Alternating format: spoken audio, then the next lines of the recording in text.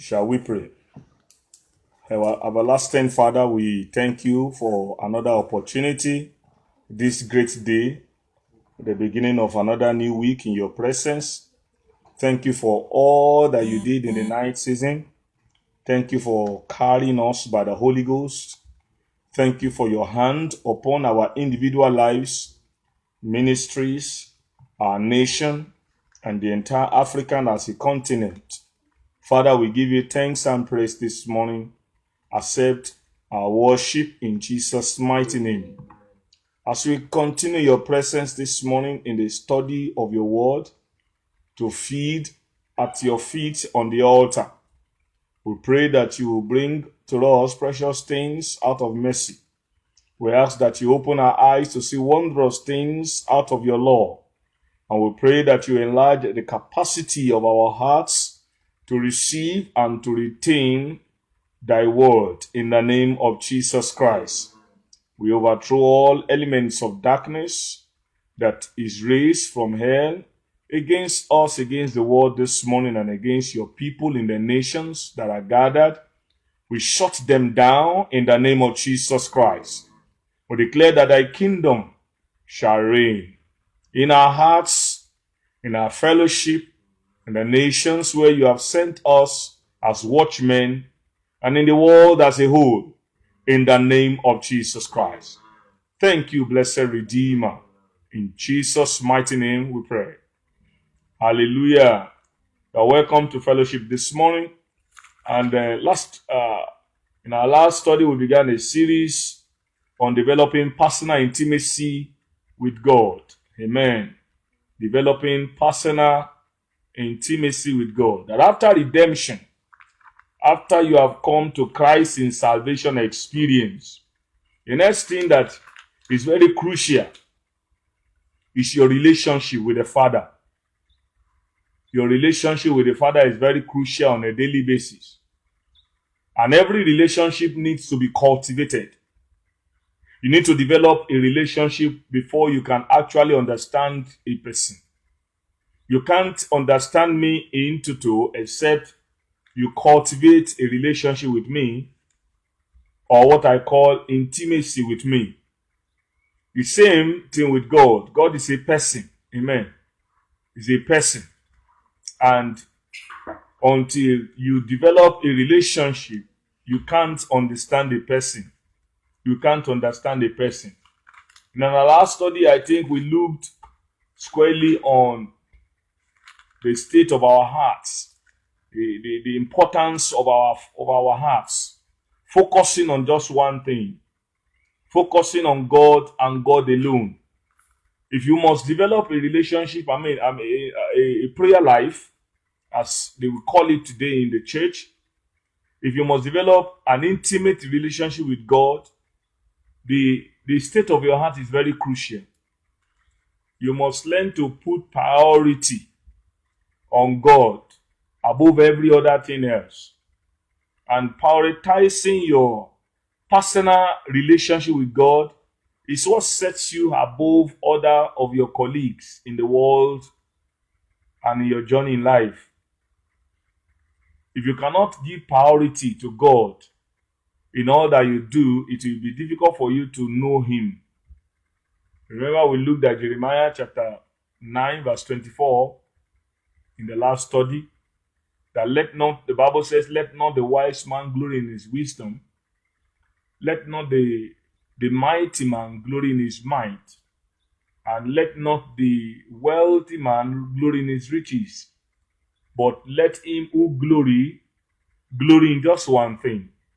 And that is that he understands me, God Almighty, that he knows me.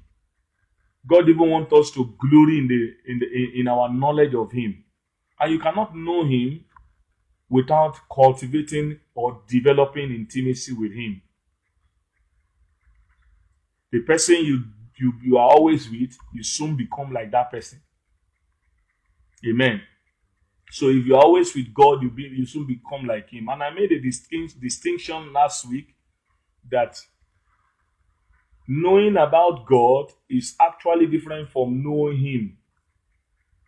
You can know about God by going to secondary school and learning Bible knowledge. You can know about God by going to theological seminary and learning a lot of stuffs from the Bible. You can even know about God by going to Jerusalem to visit the holy city and going to sacred places. But that doesn't amount to knowing God. Amen. Knowing God is a one-on-one encounter. And every encounter must be cultivated. The day of your encounter is the day you give your life to Christ. That's the day of your introduction to God Almighty. Let me understand. That's the day of your introduction to God Almighty. You can't say they introduce you to your wife. You did an introduction. Amen. You came to know, the family of your wife, and you knew her the first time, just one day, and you conclude that you have known her. That's not how to know somebody. Or every time you must develop, there must be a consistent knowledge. Amen. There must be a consistent relationship. There must be a consistent walk with such person for you to actually say you know him. Praise God. For you to say you know somebody, there must be a constant effort at being with that person. Praise God. There must be a constant effort to want to be with that person. If you do not develop a constant effort to be with that person that you love, you can't actually know the person. Praise God. There's no way you can know the person. And that's why we stopped in Psalm 27 in our last study. Psalm 27 is very, very crucial. And we started looking from verse 3. It said, though an army may encamp against me, my heart shall not fear. Though war may rise against me, in this I will be confident. Verse 4 says, one thing I have desired of the Lord. Open your Bible. That will I seek, that I may dwell in the house of the Lord all the days of my life, to behold the beauty of the Lord and to inquire in his temple. Amen. You see, this is what we call progress based on the priority he has put on God. In verse 4, it says, one thing have I desired. If you are pursuing too many things, it will be very difficult for you to give time to God. It will be very difficult for you to put God at the very center of your pursuit in life. David said, remember I told us about David that is a king, is a prophet, is a judge also in Israel. Amen. And he's also a father who has children, many children, and also many wives. So, but yet, irrespective of this, he said, one thing I have desired. Desire is in the realm of the heart. What you don't desire, you don't pursue. Amen. For you to daily pursue God in personal intimacy, what the layman called prayer. Amen. You must have a desire. When desire is built, you will seek what you desire. But once there's no desire, there can't be any pursuit. David said, one thing I have desired. Desire is very crucial, but it is incomplete. It said, you seek that which you desire. That's why he said in the next sentence, and that will I do what? Will I seek? If you just desire that, I desire to eat shawarma, I desire to eat rice and beans, and you are on your bed early in the morning, and by 10 you are still on the bed, by 11, by 12 o'clock in the noonday you are still on the bed, and all you do is I just desire to eat bread and rice and beans. And by 4 o'clock, you are still there on your bed. I desire to drink tea and to eat bread with eggs. And that's all you're doing throughout the day. Do you know that you might die there of hunger? So desire is not sufficient if you are going to cultivate intimacy with God. Amen. Desire is not what? Sufficient. Desire is good. It's the starting place of your relationship with God. It's the starting place where you begin to form a relationship with God Almighty. But it is not the end. It's just a means to an end. After desire, look at David. He said, one thing I have desired. Please, permit me to still re-emphasize the issue of one thing. Amen. One thing, not two things. If you are going to grow as a believer, if you are going to grow to understand the Bible, to grow to become a vessel of honor in the hands of God, you must pursue only one thing in your journey. Amen. And that one thing is not just a thing, but God Almighty. God Almighty should be our pursuit.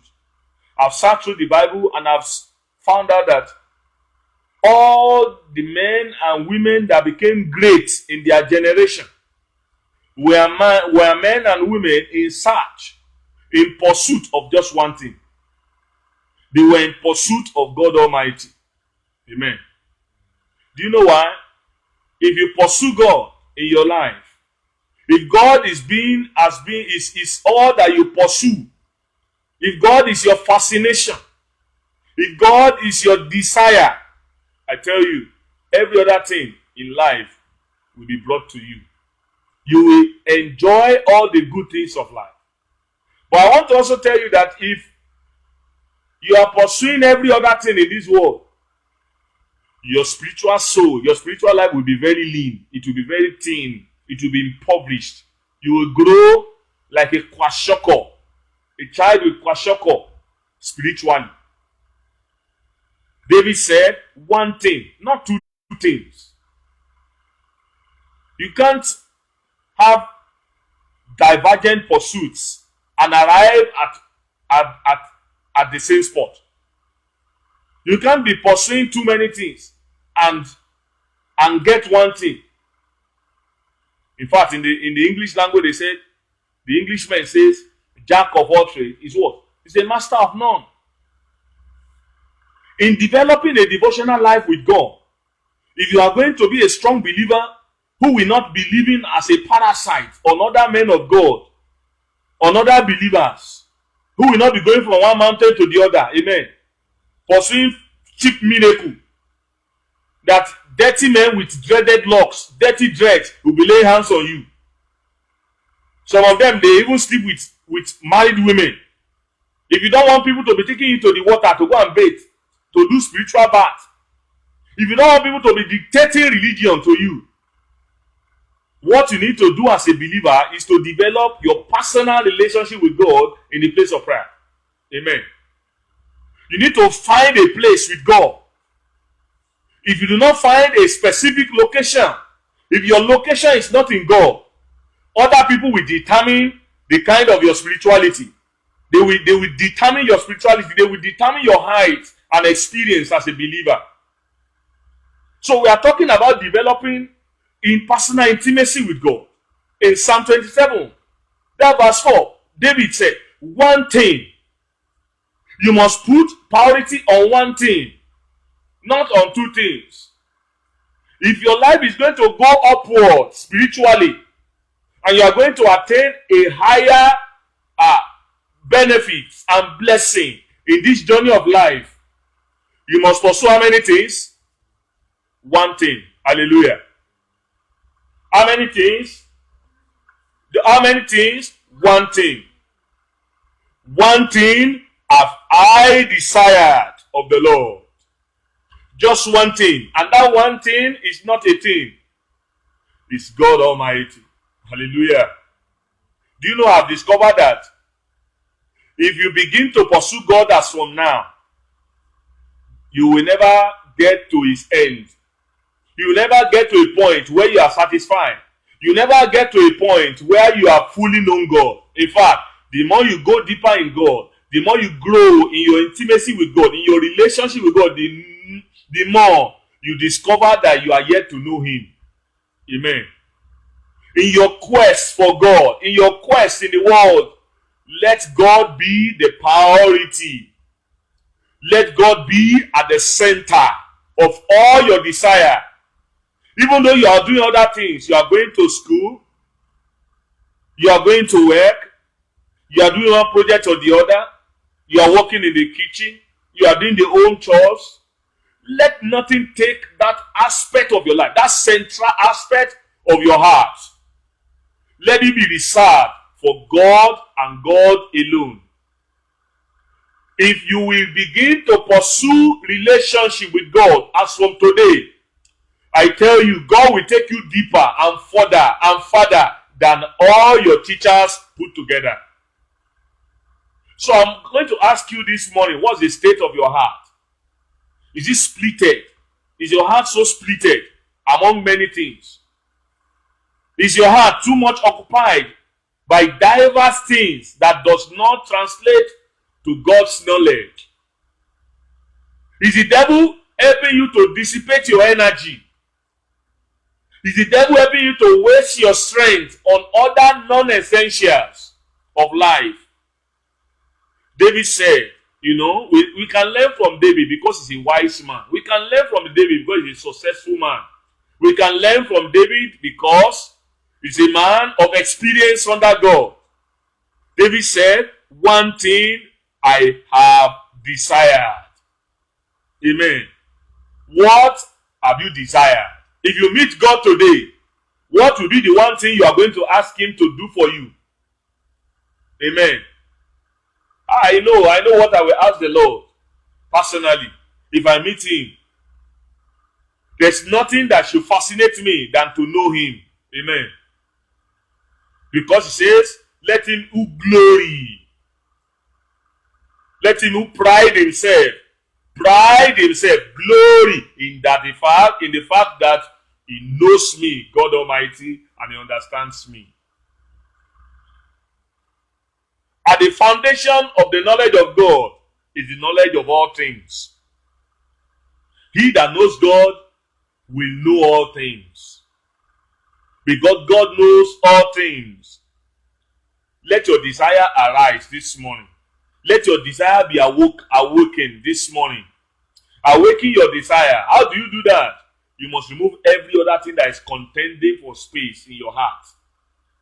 Everything that is contending for God's space in your heart. What do? You must uproot them.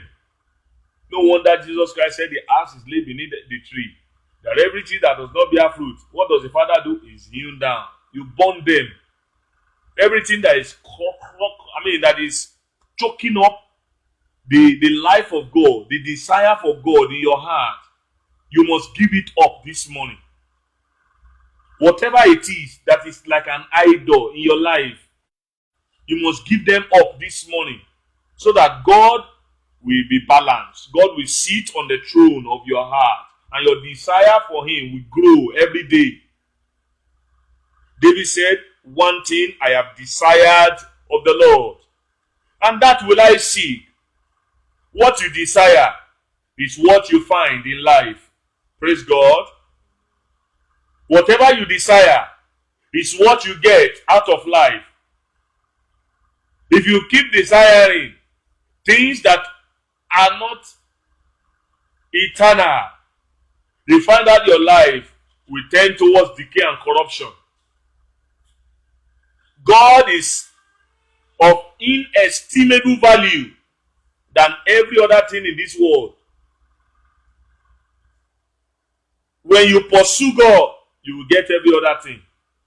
So, as a person, the reason for the weakness in today's church is because multitudes of believers, they only go to church. They don't have a time with God. They don't have a relationship with God. I don't want your own to be like that. Make sure that even if you are not frequent in church, amen, I don't care about that, amen. Because if your relationship with God is strong, you have more to offer to us as a fellowship. But if your relationship is weak and passive, you will bring trouble to the fellowship. When we are talking A, you'll be talking Z. There will be no flow, there will be no synergy and synthesis of the Spirit between us and you. So, the strength of every fellowship is hinged on individual members' fellowship with God on a personal level. If your relationship with God is strong as a person, when we come to the place of fellowship like this, fire will lighten fire. There will be a massive revival. But once your fellowship life is weak, personally, instead of you bringing the Spirit to the church, you bring the flesh. You bring carnality. You add weakness to the progress of the fellowship. So, what we are looking at is very crucial to the success of evangelical Christianity in the nations of the earth. A weak Christian life, a weak personal relationship with God will lead to a weak pulpit. A weak pulpit will lead to a weak congregation. David said, "One thing I have desired of the Lord." Your desire will be your pursuit in life. If yours is to eat food, to just eat, every time you dream of eating. Every time you dream about, being in one restaurant or the other. That will be your priority all through life. So, if you must work on your prayer time, your relationship, your intimacy, what your desire? What are your desires? What is your desires tending towards as a believer? That will I see. No sleeping. That which I desire, I will do what? I will seek. And look at the next sentence. That I may do what? May dwell in the house of the Lord. Stop there. That I may what? May dwell. Another word for dwell is to live. Amen. That I may live in the house of the Lord. That I may make the house of God my habitation. That I might make the house of the Lord my habitat. That I may remain in the house of the Lord. That I may stay in the house of the Lord. This is a man that is determined. He doesn't want to be a visitor in the house of the Lord. He doesn't want to be a casual guest in the place of intimacy. Amen? Because the house of God is where God dwells. Where you see the throne of the Almighty, you meet Him one-on-one. I'm not talking of a physical building. The house of God here is a location. Amen. Remember Jacob. When Jacob fled, amen. When he fled from the face of Esau, he got to a place. He used stone. He just put the stone on his head and slept. And there he had visions. He had revelations of heaven. And when he woke up, what did he say? He said, indeed, this is the house of God. And he called the place what? Bethel. Did they build any house there? Was there any building there? There was no building. It's not a physical location. The house of God here is a spiritual location. The place you set to meet with God. You can meet Him at the sidewalk. You can meet Him under a tree, anywhere. You know, some people have developed the mentality that God is only staying on the mountain. So if they want to meet with God, they must go to the mountain. Amen. Mountain in the Bible is symbolic. It's a terminology that talks of the characteristics of intimacy. When you are in the place of intimacy with God, it's like climbing a mountain. Amen. It's like going higher, going above the nominal, going above the normal, going above the natural into the supernatural. So mountain is not a physical thing. It's a spiritual phenomenon. When you are praying, you are climbing the mountain. Amen. You are going higher in God. So here, David mentioned that I may dwell. Did he say that we may dwell? It's a personal thing. Look at that verse 4 again. One thing I personal. Hallelujah. The next sentence, that will I, you see, idea. Personal. Then the next sentence, that I may, personal. Is he talking of many multitudes? Is he talking of family devotion? Say that I, 3 times. Just me and God. Amen. Just me locked up in God all by myself. The quality of your Christian life is determined by your personal experience with God. That I may dwell, that I may remain, that I may abide, that I may stay, that I may live. Where? In this house of the Lord. Do you know the implication of dwelling in the house of the Lord? Amen. The Bible said that I may dwell in the house of the Lord. Lord means owner. So because you know God is your owner, what do? What do? You dwell there. You dwell in his house. And when you dwell in his house, because he's the Lord, he's the owner of everything, who can contend against you there in the place of prayer? Amen. Who will be able to conquer you? Do you know that the place of prayer is the invincible realm? It's an invincible realm. It's a realm that is impregnable. When I mean impregnable, it means the devil can never enter. Amen. He can't penetrate. It's the most protected place in the heaven, on the earth. Amen. Because it is the house of God, where God's glory dwells, where his sovereignty and authority dwells. Who can break in to that place to attack you? Nobody. David said that I may dwell there. That's the garrison of heaven. The Bible said the angel of the Lord does what? They encamp around they that fear the Lord. The Bible said, as the mountains surround Jerusalem, the Lord surrounds his people, even now forevermore. So the house of God is a place of security. When you develop a relationship with God that is very intimate, you are kept, you are protected, you are preserved from every evil. David said that I may dwell, not to be a visitor, not to be a guest, a casual guest.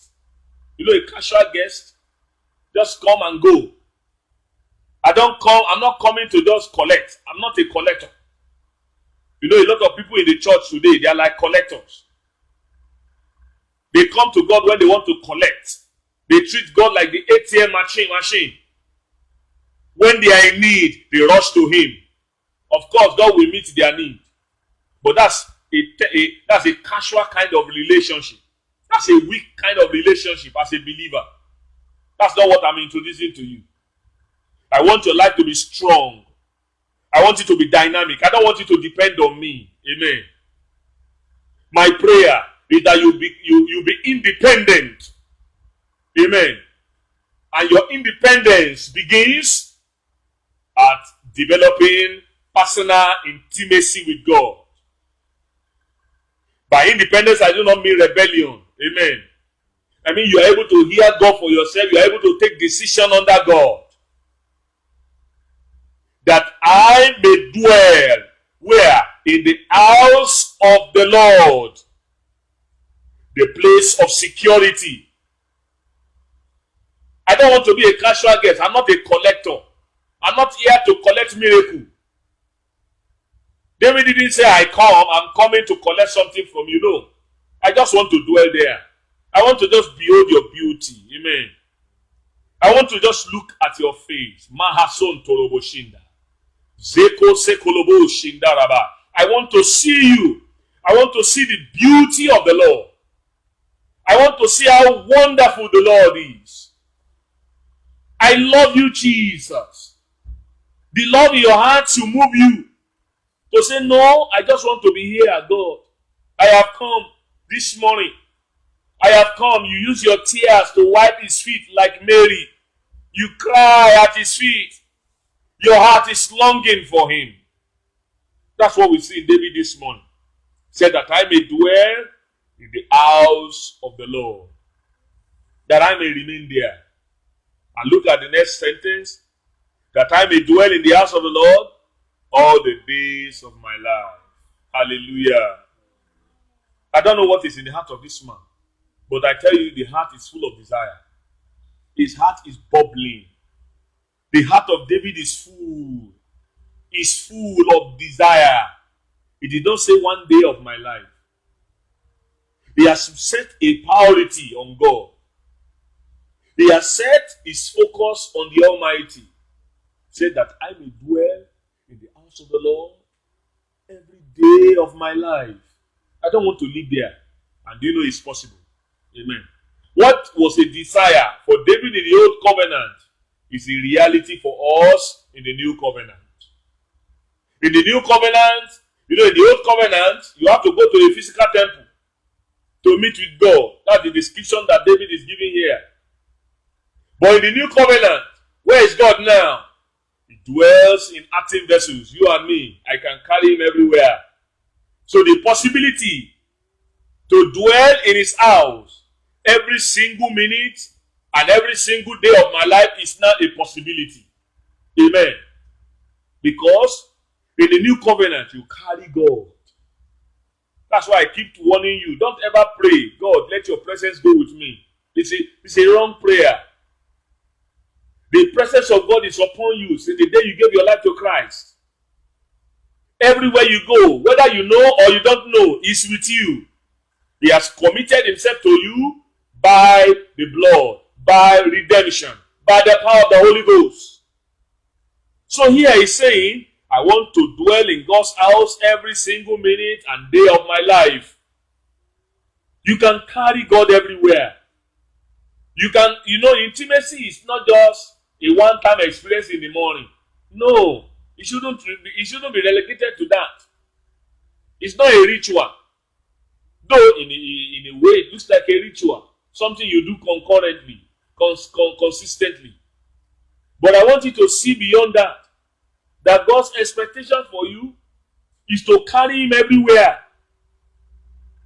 To be so conscious of him, whether you're on the farm, on the road, driving the car, in the toilet, in the bathing room.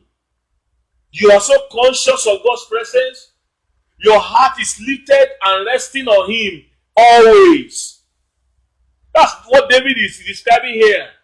The kind of intimacy that God is calling us onto in the new covenant is an intimacy that is conscious of God every time, that talks to him every time, that relates to him every time, that listens to him every time. Amen. I want to dwell in your house every day, oh God. That's David's cry. Is that your cry? Is that your desire? Is that your longing as a child? What's in your heart? What is the state of your heart? What's the condition of your heart? Is he dead? Is he dying? Is he weak? Is he already palsied? Check your heart this morning. God is saying, I'm looking for intimate friends. I'm looking for people who will dwell in my house.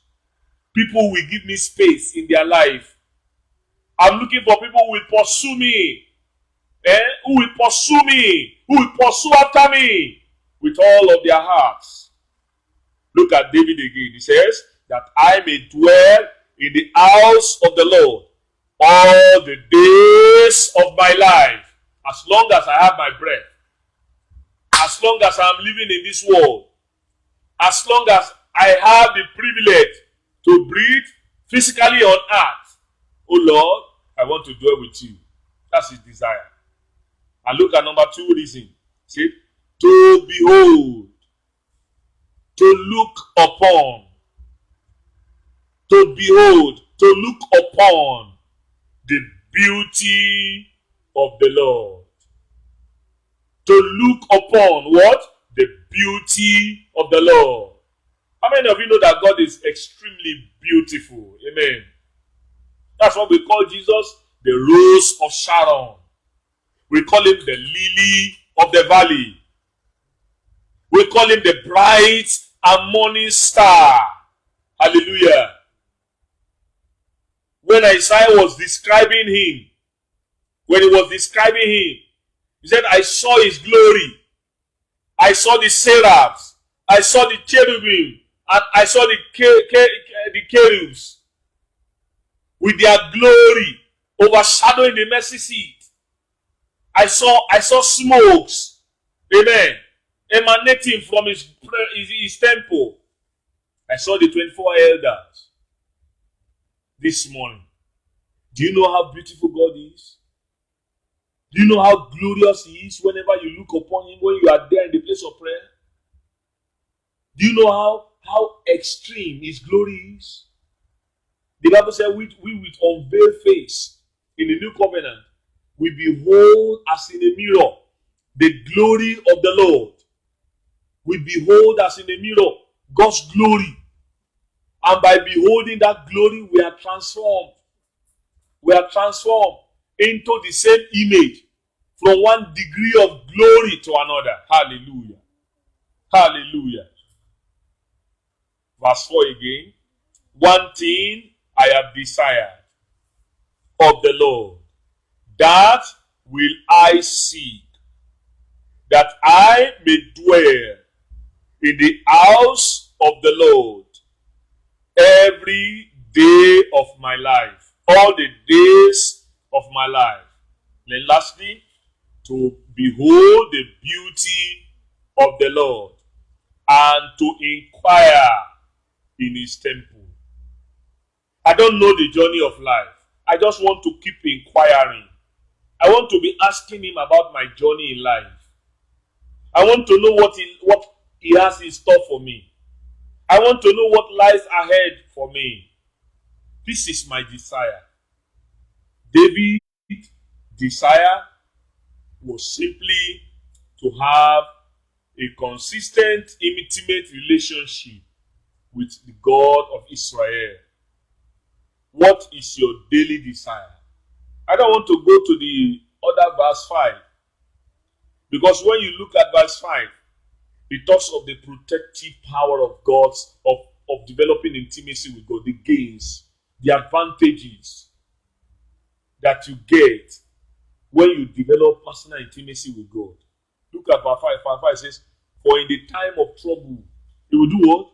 He will hide me in his pavilion. Hallelujah. He will hide me. He will keep me. He will protect me. There's an insurance in intimacy with God. There's a divine assurance and divine protection that is consignment upon your personal intimacy with God. Because he did verse 4, he is assured of deliverance in the time of trouble. In verse 5, he says, for in the time of trouble, he will hide me, he shall hide me in his pavilion.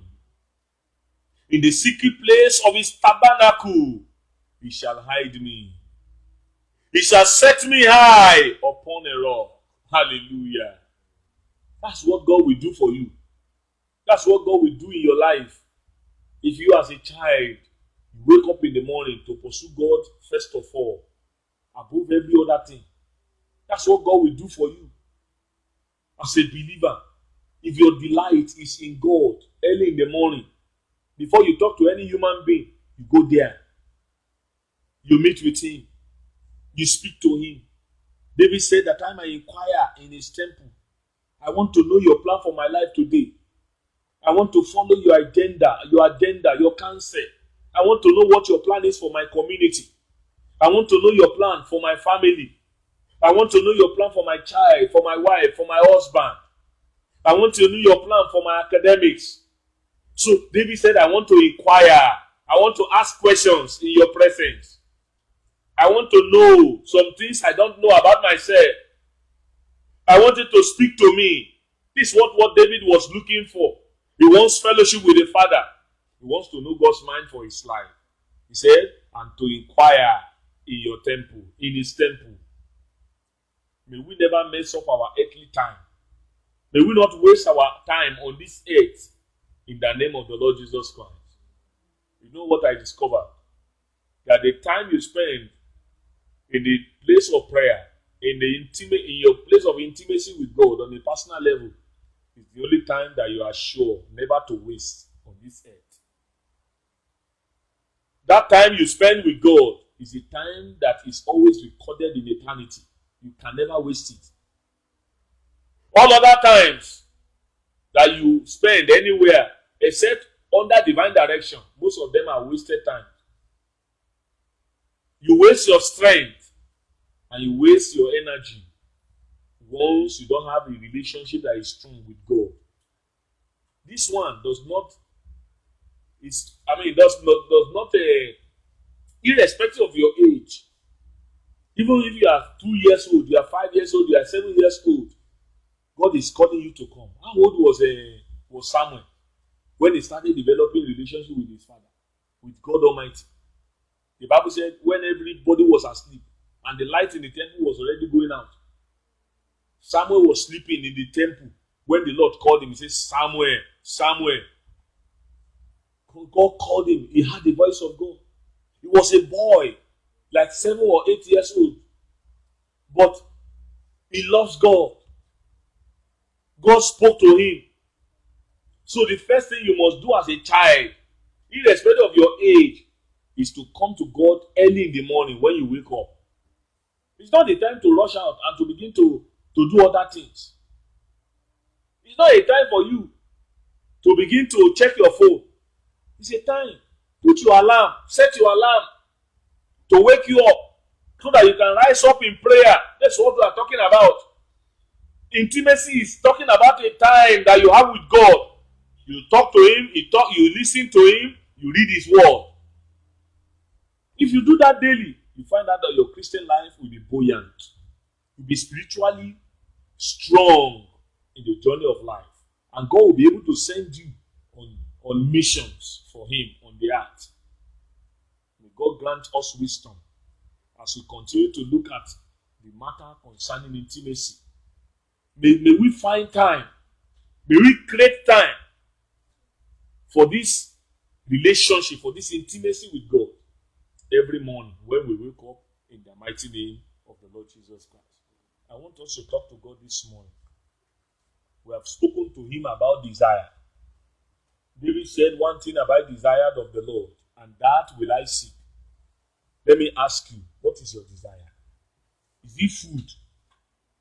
Is it to just fight, to quarrel? That's your desire. Say me, I'm always angry. All that you do is to be angry everywhere. You cannot develop a relationship with God like that. I want you to talk to God this morning. Lord, bet a desire in my heart. Put a desire for you in my heart. That I might prioritize you, put you as a priority in my journey every morning. I'm not hearing your voice. Make sure you are talking to God. Put your desire in my heart, O Lord, as you did for David. David said, one thing I have desired, and that will I seek. O Lord, I pray that you help me to seek you every day. Help me to seek you every day. Let my heart always soar into your presence when I wake up every morning. Let my heart always soar into your presence whenever I wake up in the morning, every day. Let my delight be to be in your presence, O Lord. Are you talking to God or you are doing other things? It's a time of prayer. The time of prayer is not a time to write anything. Talk to him. Lord, let my desire, let it rest on you. Let my desire for you, let it grow. Feel my desire for you. Help me to hunger for you. Increase my passion, my pursuit for you. That when I wake up in the morning, you will be my priority. You will be my delight. You be my focus and pursuit. Pray and talk to God this morning. I open my heart to you, Lord. Fill my heart with yourself. Come and sit right on my heart now. Come and reign in my life now. Are you praying? Talk to your Father. Is here. Your Father is here this morning, and He wants you to talk to Him. Lord, fill my heart with a desire for you above all things now. Help me to prayerfully, to find time. Help me to find time in your presence. To create time for you every day in prayer and in the study of your word. Are you talking to God, children? Make sure you speak to God this morning. He's your Father and He's here. His presence is here. He's not far from us. Talk to Him this morning. Speak to Him this morning. Speak to Him this morning. Talk to Him this morning.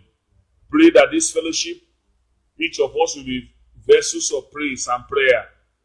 That every one of us, the Lord will give us wood in our, hunger in our heart for Him. He will put wood in the fire of our prayer life so that it will burn. Our prayer life will burn. Pray, Lord, one thing I have desired, and it is you. Help me not to seek other things, but you alone. Pray to God, Lord, I want to see your beauty. Like the psalmist, like David, he saw the beauty of the Lord. Open my spiritual eyes to see your beauty. You see, when we are able to see the glory of the Lord, there's nothing that we will desire above it anymore. Our heart will just naturally long for the Lord. Pray, Lord, fill me with this revelation. I want to see your glory, your beauty. Talk to God, talk to God, talk to God. Speak to Him. I want to see your beauty, O Lord. I want to see your beauty, O Lord. I want to see the beauty of the Lord in the house of the Lord. I want to dwell there. I don't want to be a visitor. I must not be a casual visitor. I must not be a casual guest. I don't want to be a visitor in your house. I want to dwell there. Keep my heart at rest when I come to the place of prayer in the morning. Let my heart rest there. Don't allow the chaos of this world to choke up my heart, my desire for you. Keep my heart in rest. Let my heart rest on you when I come every morning. Some of us, when we get there, we want to rush out again. David said that I may dwell, that I may abide. Help me to remain, to abide in your house. Never to be careless. Never to rush out. When you rush out from God's presence, you miss opportunity for encounters, for revelations. Pray, Lord, are you talking to God? Pray that God will help you. Help you to remain there, that your heart will find rest in God's presence. My heart, rest upon the Lord. That's what David said. My heart, find rest on the Lord. I speak to my heart this morning. Oh, you must rest on God. You have to rest on God. You must not be distracted. Oh, heart, find rest on God. In the name of Jesus. David said that I may dwell there in the house of the Lord all the days of my life. Help me to cultivate consistent intimacy with you. Don't let my intimacy with you end when I pray in the morning. I want to carry you into every activity of the day, in my classroom, in school. I want to carry you there. I want to keep communicating with you. Even when I have left the devotional time in the morning, pray to be like David, to carry the Lord, to be in His house all the days of your life. I want to be in the house of the Lord every day of my life, oh God. I don't want to be a visitor. I don't want to just come once a while. I want to always be there. I want to carry you everywhere. Pray and talk to God this morning. Pray that the body of Christ, there be a resurrection of personal prayer altar of believers. Pray for the body of Christ that the Lord will restore the desire for God on our heart. The Holy Ghost will quicken that desire in our hearts as a body of Christ in every location in Nigeria and Africa and the rest of the world. That there be a birth of a desire, a hunger for God in the hearts of believers. Everything that is occupying the hearts of Christians, that the Lord should purge it from our heart. Everything that is contending against God, that is contending for the space where God occupies in our heart, we cast them out of the heart of brethren in our generation. Oh Lord, keep our heart focused on you. Keep our heart resting on you. Blessed be the name of the Lord. In Jesus' name we pray. Pray that your early morning hour shall be spent in God's presence as from today. Talk to God. Lord, as from today, my waking moments, I want to spend it in your presence. As I wake up early in the morning, talk to God. I want to spend my early waking time in your presence. Don't allow anything to take that time from me, from you. Let that time be reserved for you alone. Remind me when I wake up early in the morning that this time is reserved for the Lord alone. Help me to use it for your purpose. Help me not to waste my early morning hours. In the name of Jesus. Thank you, Father. Let's thank him. Let's appreciate him this morning. Let's give him all the glory for answers to our prayers. Father, we thank you. We appreciate you for this part 2 of developing personal intimacy with God. Thank you because what you have said to do in our life, what we have prayed, you will do it for us. We say thank you. In Jesus' mighty name, we are praying. In Jesus' mighty name, we are praying. King of glory, our Father in heaven, we say thank you this morning for this great opportunity to find time to look at this crucial word and instruction. That in these days of upheavals, of fear and paranoia on the earth, you help each of us here and multitudes in the body of Christ to recover this only place where you meet with men on the earth, the place of intimacy. Help us to recover it in Jesus' name. Everything that contends for this our crucial time in the morning, procrastination, all forms of distraction, home chores, Baba, we pray this morning, we overthrow them from our hearts in the name of Jesus. We plant you as a priority in our heart every morning in the name of Jesus Christ. Help us to carry you into every activity of our day, that we might develop consistent relationship with you all the days of our lives in Jesus' name. Every attack against our prayer time, against our fellowship with you from the spirit realm, from Satan's realm, we bind it this morning in Jesus' name. We pray that you will give us a desire for you and you alone in the name of Jesus Christ. Thank you, blessed Father. Want to see your beauty every day of our life. Want to see the fascination of your glory. That being lost in this glory will be changed and transformed to your likeness in Jesus' name. Thank you, blessed Father. In Jesus' mighty name we pray. Amen. I want to thank God for every one of our lives this morning that had time to come to fellowship. And I pray that this word of His grace that He has shared with us will abide in our hearts in the name of Jesus Christ. None is greater, none is stronger than he that dwells in God's presence. I want you to know that as you develop that daily relationship with God, you remain vibrant, you remain active, you keep growing, and you remain buoyant in God. And may God grant you that grace that every morning when you wake up, it is not a time to check your phone. It's not a time to go and eat. It's not a time to do other things. It's a time to develop relationship with God.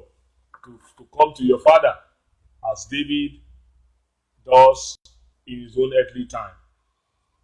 For us that are all over the world and have connected to us through this media, I want to encourage you, if you are a child of God and you have lost your flavor for God's presence, these are crucial times in the history of the world that calls for stability in our spiritual life. So you have to go back there. That's the only place that can guarantee your stability, your safety, and your victory in the midst of the conflict that is ongoing. And for us that are here to hand over our life to Christ, the Bible says the prayer of a sinner is an abomination to the Lord. The sacrifice of a sinner. You can't develop a relationship with a God that you don't know. He wants to know you. Amen. And the first place to come into this divine relationship is to give your heart to Him. He's still calling you and still saying this morning, my son, give me your heart. He wants to dwell in your life. He wants to lead you. You have been running your life all by yourself for a while, but He's calling you now. He wants you to develop a relationship with Him. He created you. You are created in His likeness, except for sin. And if you are ready to repent of your sin today and accept the Lord Jesus Christ into your life, He will give you grace never to go back to those sins anymore. And as from today, there will be a resurrection of your heart, your desire for God, your desire for holiness. If you are ready for me to pray with you, I want you to bow your heads wherever you are, in your room, in your car, in your living room, wherever, in your office. And I want to pray with you. Close your eyes and let's pray. Repeat this prayer after me. Dear Lord Jesus, I thank you for your death and your resurrection. I thank you because I know that your death and resurrection was for my salvation. Today, I believe that you died and that your resurrection is for my resurrection from sin. Lord, wash me with your precious blood from all my sin, from all my guilt. Today, I open my heart. Fill me up with your righteousness.